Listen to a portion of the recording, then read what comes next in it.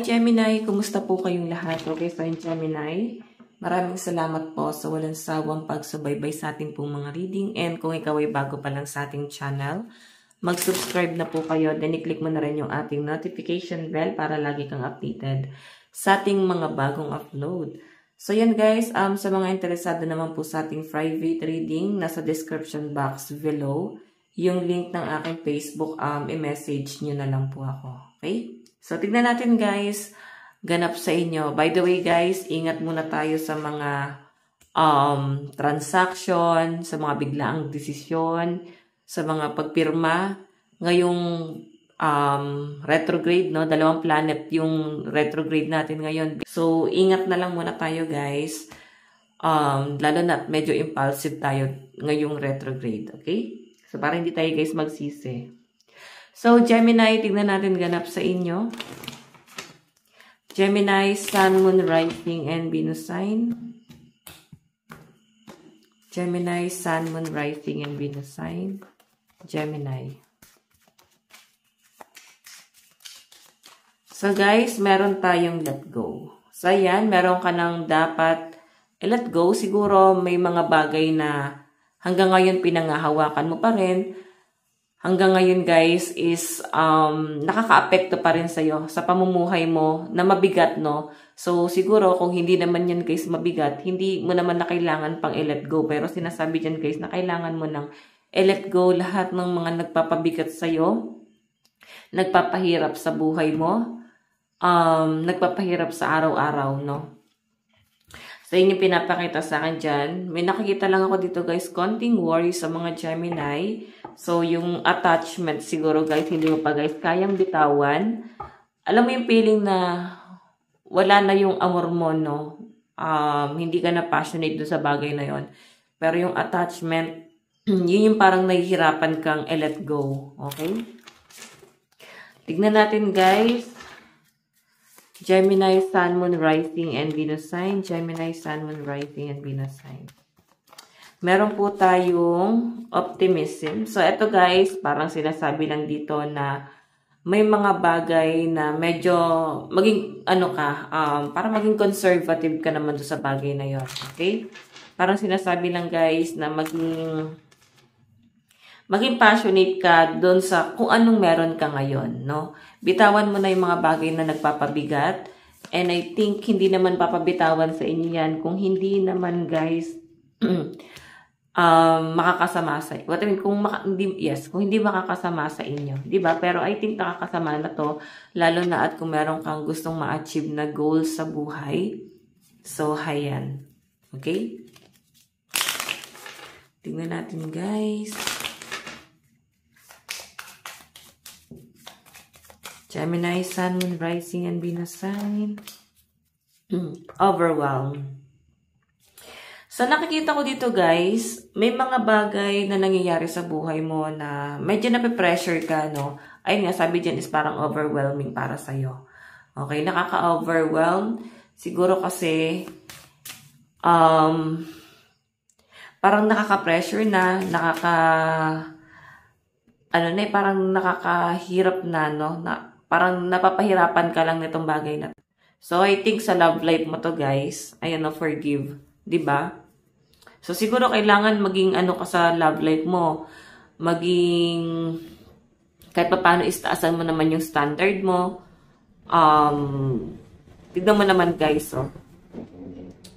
So siguro guys medyo nakaka-overwhelm na para sa yung relationship yung dalawa, no? Parang pag-isipan mo munang mabuti kung dapat mo na bang patawarin. Kung dapat mo pa bang patawarin.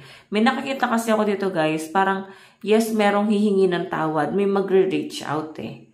Pero yun nga siguro, pwedeng madadala ka ulit sa taong to. Kasi ito nga yung sinasabi dyan is overwhelm. Parang nandun pa rin yung intention mo, nandun pa rin yung pagmamahal mo sa taong yun. So, hindi mo kayang parang i-let go ng ganun-ganun lang tong si person mo. Okay? Magiging ka lang guys, no? Magsitat ka lang ng boundaries dun sa relationship, pero aware ka na, no? Ayun sasabi ko, inner awareness. Aware ka na sa mga bagay-bagay. I think may pagpapatawad na mangyayari dito. Kagaya nga na sabi ko kanina, magsaset ka lang ng boundaries. Okay? Tignan pa natin, Gemini. May mga nahihirapan na kasi dito ng mga Gemini eh. Feeling ko medyo toxic na tong relationship na to. Okay, so guys, meron tayong creativity. So, yan. Ang sinasabi dito, guys, is parang kailangan siguro meron kang ibang libangan. Baka kailangan is libangin mo na yung sarili mo. Maghanap ka na ng bagong hobby na pwedeng mag-grow ka dun sa bagay na yon, okay? Para hindi ka na masyado na overwhelm sa araw-araw na nangyayari sa buhay mo. So, siguro kailangan mo na guys ng something na bago. Okay? Ayan. Titignan pa natin guys ano ba tong let go? Ano ba tong dapat mong i-let go?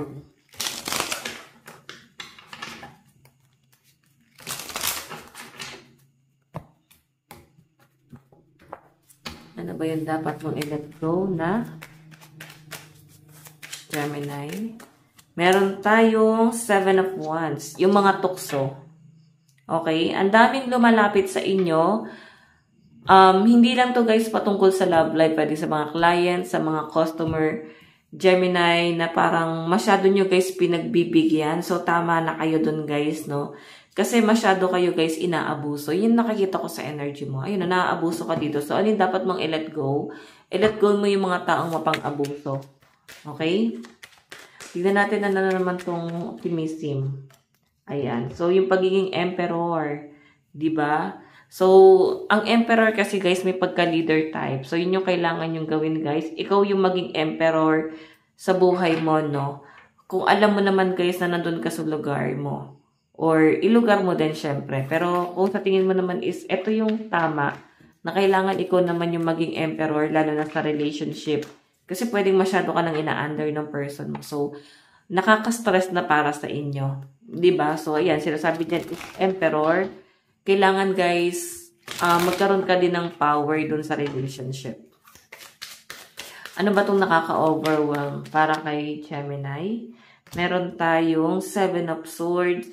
Yung nakaka-overwhelm guys is yung siguro yung mga naririnig mong hindi magagandang salita, pagbubunganga, yung pagiging nagger ng person mo or pwedeng ikaw to. So siguro kailangan guys is pag sinabi kasing overwhelm is parang nadadala, 'di ba? Malaking impact sa inyo kung ikaw tong parang binubungangaan. So nagre-reflect sa inyo eh.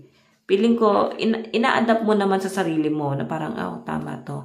Ganyan. So, ina-apply mo rin naman guys sa sarili mo. Okay, may nakukuhang aral ka din kahit na nagbubunga nga sa inyo. Okay. So, tignan natin guys. Meron tayong 3 of Pentacles. Ito guys ay collaboration. So, sinasabi lang guys na pwedeng meron ka mga makakakolab or mga taong makakatulong sa inyo sa pag-grow mo. Ayan, wag ka lang dito eh. Parang sinasabi kasi dito guys ng ibang taong gusto tumulong sa inyo, especially mga friends, na parang wag ka lang dyan. Kailangan mo mag-explore. Marami ka pang pwedeng ma-experience. Okay, tignan natin guys, advice para sa inyo. Advice po para kay Gemini. Ayan, I am fulfilled by love. Marami nagmamahal sa inyo, hindi mo lang siguro masyado na-appreciate. Kasi mas nafe-feel mo na mas mahal ka ng person mo. Okay, nandun na yung love. Pero siguro kailangan guys, tansyahin mo din. May something talaga dito sa relationship na to guys na toxic talaga. No? So yun guys, Gemini, ito na po ang inyong reading. Maraming salamat. God bless and love you all. Bye-bye.